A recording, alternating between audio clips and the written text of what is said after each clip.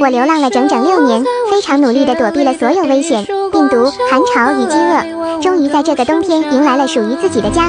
脏脏包，一只在重庆流浪了6年的猫咪。这6年，虽然每次被路人发现时身上都脏脏的，但好在它把自己养得很好，它非常努力地把自己养得胖胖的。很多好心人也会给他投喂，然而这6年却并没有一个人带他回家。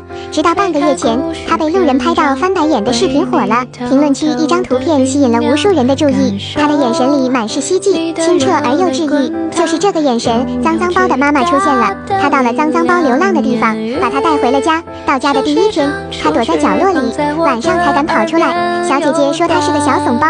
不过，在小姐姐的悉心照料下，脏脏包很快熟悉了新环境。它有了温暖的床和非常好看的碗，碗里装着好吃的食物。小姐姐很爱它。和脏脏包第1次牵手时，它不只是翻白眼是脏脏包犯困和睡觉时的习惯，这大概是它在外流浪不敢松懈保护自己的手段吧。现在的它终于不用再害怕了，它有了爱它的妈妈和没有危险的家。